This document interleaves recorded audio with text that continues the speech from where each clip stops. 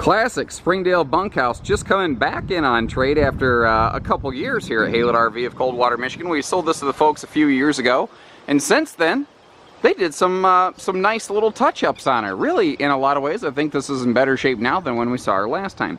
They added a power tongue jack. In 2014, they updated and replaced some of the like laminate flooring inside the kitchen living area, like refrigerator insert, little touch-ups, a couple little cosmetic things. 2016, they replaced the water pump and all 4 tires. And then 2017, they put a new awning on it and a new refrigerator. So, really, these folks put a lot of money, thousands of dollars into this thing the last couple years. Basically what it was, guys, they went out, they had a good time, and they realized, hey, we've done a little bit of work to this thing. What if we just looked at a newer one, and they swapped it out for a new Super Slide Grey Wolf bunkhouse here at Haylett RV. They couldn't be happier. Now, we are always all about full disclosure, honesty, and transparency here at our dealership. So with that in mind, there's one little glitch, historical, not current, that I've located up in the bedroom area, so let's look at that before we get too far along. So let's get the elephant out of the room real quick. Up here in the driver's front corner, historically, not recently, not current, there was a leak, a seam failure. And I could kind of take a look at that, and I can see where there's a little bit of softwood stuff there.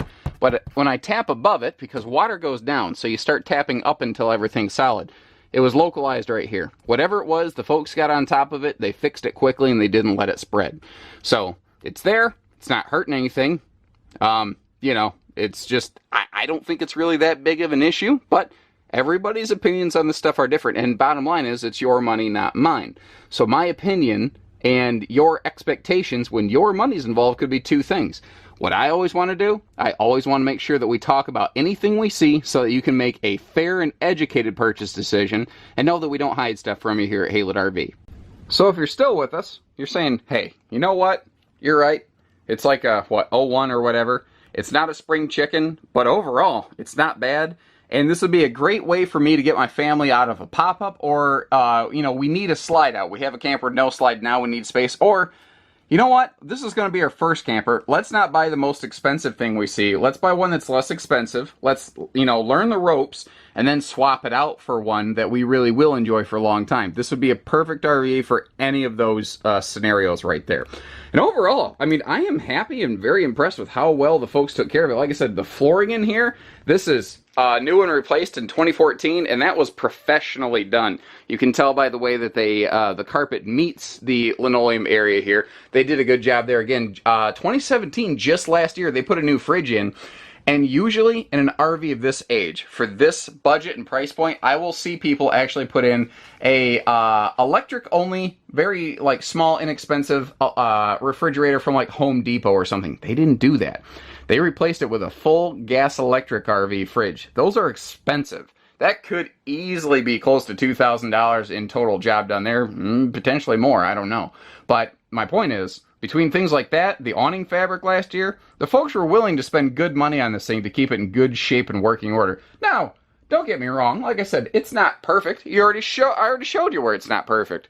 But there's also nothing really scary about this. Like, this doesn't really offend me. Consider if this was brand new, oh, I'd be all up in arms over the. It looks like maybe a dog chewed on the end of the dinette here. Being a dog owner and knowing how they do stuff like that, you love them, but you want to love them to death when they do stuff like that. Anyway, but being an 01, this doesn't nearly offend me as much. It's purely cosmetic. There's absolutely no function problems with this camper that I can locate here. What I do like is we got lots of windows for lots of light in here, central air, central heat. This would be a perfect little camp casual weekend warrior family camper right here.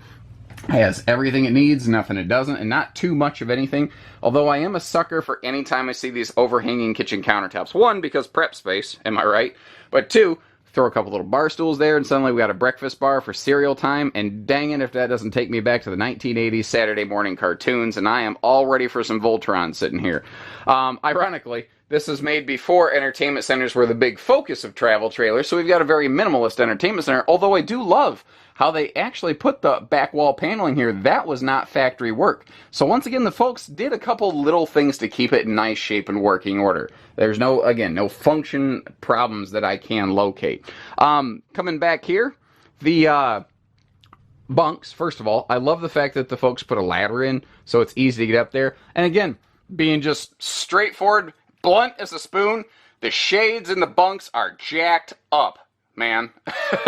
There's just no other word for it. But you put these metallic mini blinds down where kids are going to toss and turn and their legs are going to flail around, and that's going to happen. That's just gonna happen, unfortunately. That's one of the things I like about the pleated shades you often find in newer bunkhouses, because you can get them up out of the way where the kids are less likely to do stuff like that.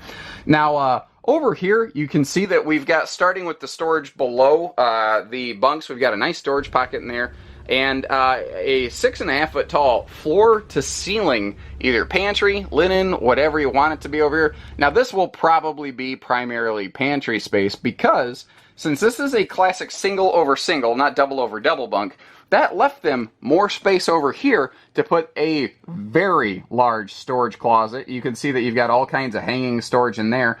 And as we come down, you can see that there are 4 dresser drawers down here. So whether it's kitchen overflow stuff, or more than likely, you know, socks, underwear, etc., t-shirts for the kiddos, you've got a perfect place for all that. The bathroom is nothing to write home about. That is not this bathroom's purpose. This bathroom's purpose is to let you do your business, get in, get out, and move on. You know, that's really all she's for, and that's what it does. It does that just fine, I suppose.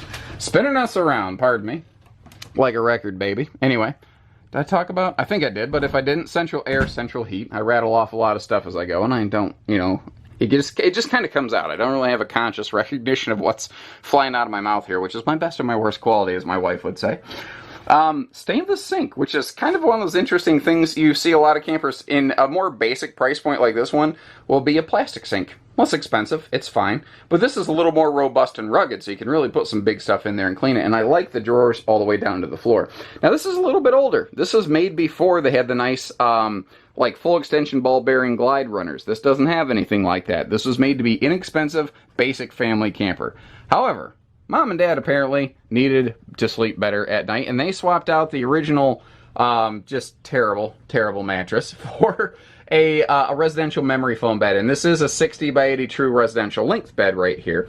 It does cut into your walk around space a little bit, but it's not at all hard to get around. You do have twin sliding privacy doors right here. We already talked about the little glitch in the corner, so let's talk about some good things.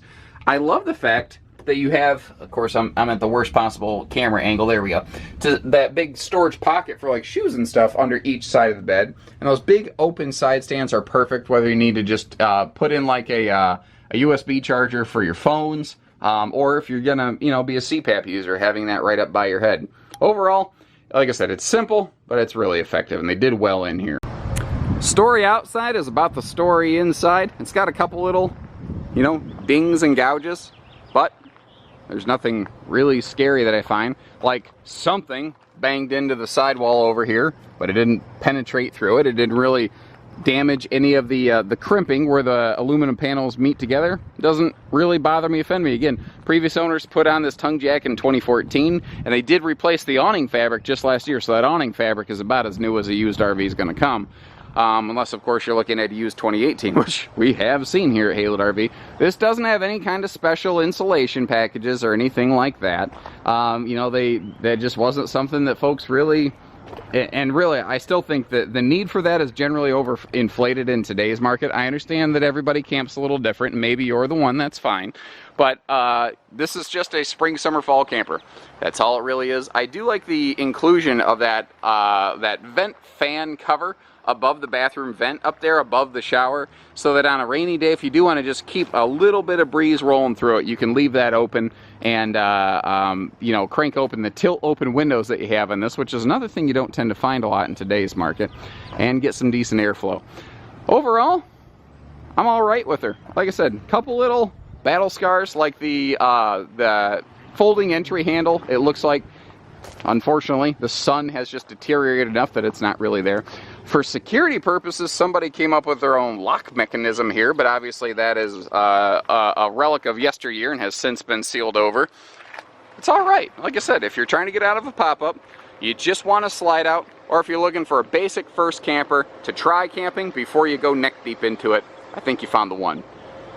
Give us a call here at Haylett RV, hitching, pieces, parts, trades, financing, truck and trailer package deals, and everything in between. So take care, stay safe, have fun, and happy camping, everyone.